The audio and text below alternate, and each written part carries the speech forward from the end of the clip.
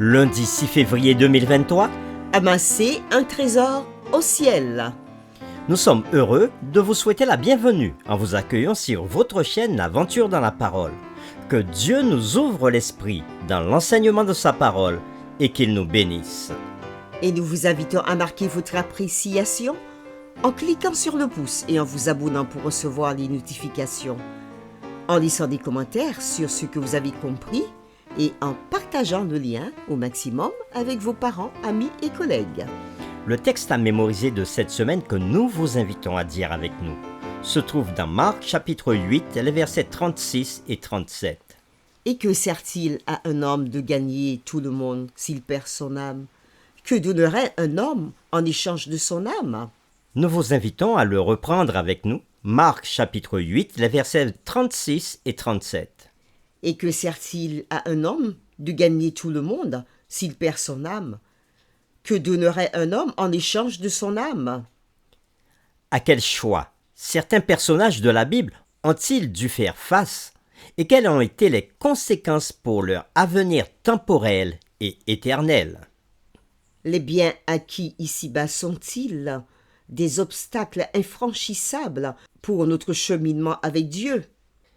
Quelles précautions et visions devrions-nous avoir concernant nos décisions et prises de position, et auront-elles une influence sur notre destinée et héritage? Les réflexions de cette semaine nous aideront à répondre à ces questions. Et aujourd'hui, nous le ferons avec la séquence Abraham, le père des infidèles. Dieu avait appelé Abraham à quitter sa patrie et ses proches et à aller dans un pays qu'il lui montrerait. Ainsi commença la lignée du Messie. Bien que les détails ne soient pas donnés, Abraham avait quitté le pays de sa naissance et de ses premières années. Certes, ce n'était pas une décision facile, et sans aucun doute, il avait renoncé à un plaisir terrestre et à des commodités pour le faire. Nous vous invitons à lire avec nous Genèse chapitre 12, les versets 1 à 3, et nous répondrons à la question suivante. Comment toutes les familles de la terre étaient-elles bénies à la suite de cette promesse et de son acceptation? Genèse chapitre 12, versets 1 à 3. L'Éternel dit à Abraham, « Va-t'en de ton pays, de ta patrie, de la maison de ton père, dans le pays que je te montrerai. Je ferai de toi une grande nation, et je te bénirai. Je rendrai ton nom grand, et tu seras une source de bénédiction. Je bénirai ceux qui te béniront, et je maudirai ceux qui te maudiront.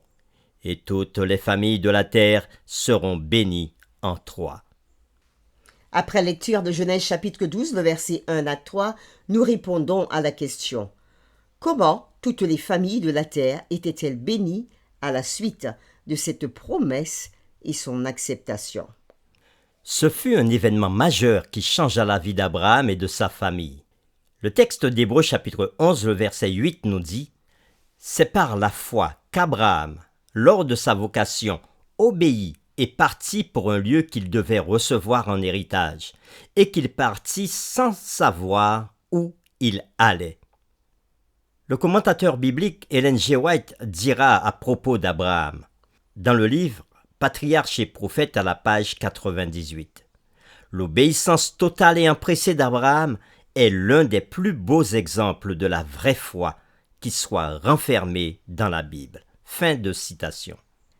La plupart d'entre nous ne seraient pas excités de quitter notre patrie, de quitter nos amis, de quitter les membres de nos familles.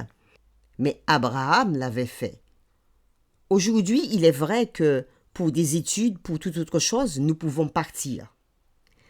Abraham était satisfait d'être là où Dieu voulait qu'il soit. Aussi étrange que cela puisse paraître, Abraham, Isaac et Jacob n'avaient jamais reçu cette terre de leur vivant, mais ils étaient restés fidèles à Dieu de toute façon. Nous vous invitons à lire Hébreux chapitre 11, les versets 8 à 13.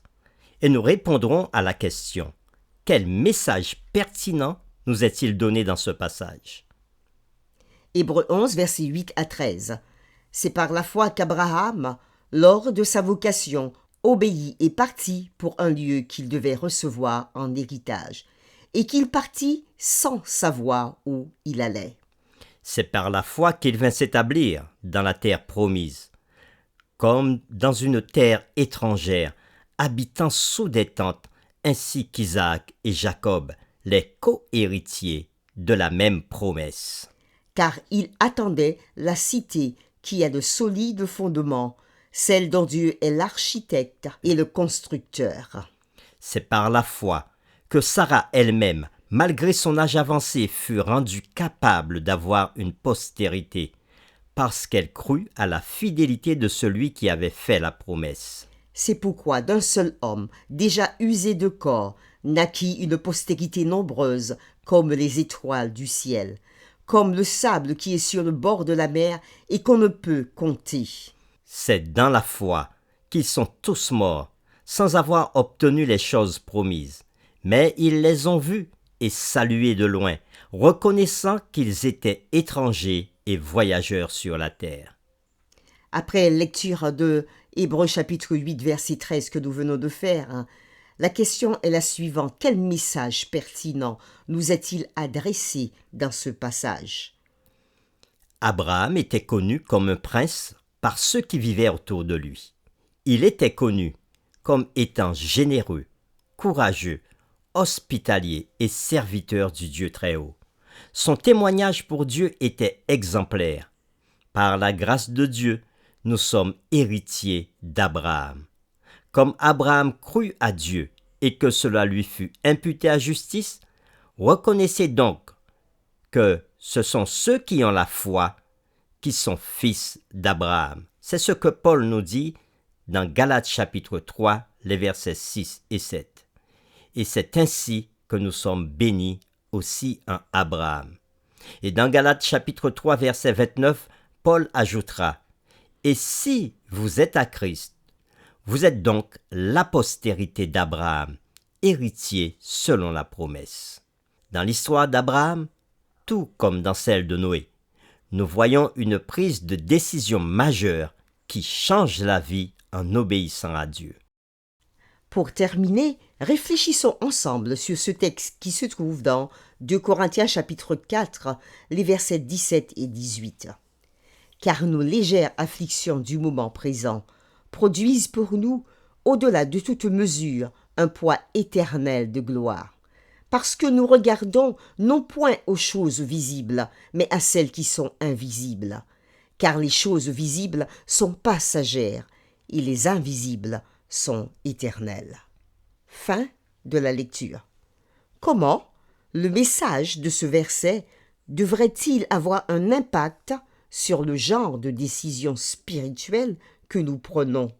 Comment Noé et Abraham avaient-ils suivi ce même principe?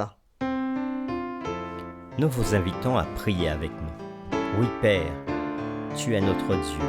Et c'est parce que tu es Dieu que nous pouvons compter sur les promesses que tu nous fais. Tu nous appelles à te faire confiance. De même qu'Abraham partit, quitta sa patrie, quitta ses proches, quitta sa ville de naissance pour aller vers un pays que tu devais lui montrer. Oui, il a passé sa vie à parcourir ce pays. Il a vécu sous des tentes et il n'a jamais vu réellement se réaliser totalement la promesse que tu avais faite. Mais il savait que lorsque tu disais quelque chose, cette chose-là se réalisait. Il a eu ce fils que tu lui as promis, et son fils aussi a parcouru ce pays sans jamais bâtir une maison. Ils ont vécu sous des tentes, et même son petit-fils, Jacob, vivra aussi sous des tentes. Et c'est seulement des centaines d'années plus tard que les fils d'Abraham ont pu entrer dans la Canaan terrestre et s'y établir. Et tu nous dis qu'aujourd'hui, si nous mettons notre confiance en toi, nous sommes héritiers de cette promesse que tu avais faite à Abraham, en disant que toutes les familles de la terre seront bénies en ta postérité. Et l'apôtre Paul nous assure que nous sommes les héritiers d'Abraham parce que nous mettons notre foi en ta parole et que nous pouvons déjà voir les promesses que tu nous fais, promesses pour l'avenir. Nous les voyons et nous les saluons d'avance, car nous savons que tu reviendras afin d'établir ton royaume pour l'éternité, après avoir purifié cette terre. Nous pouvons comprendre à travers l'expérience d'Abraham, l'expérience de Noé et d'autres hommes bibliques que nous ne pouvons pas nous attacher aux richesses et aux biens de la terre, mais que nous devons nous préparer à recevoir les richesses que tu nous promets. Oui Seigneur, aide-nous à te faire confiance et à mettre notre foi en toi afin d'être héritiers de cette belle promesse. Nous t'avons prié au nom de Jésus. Amen.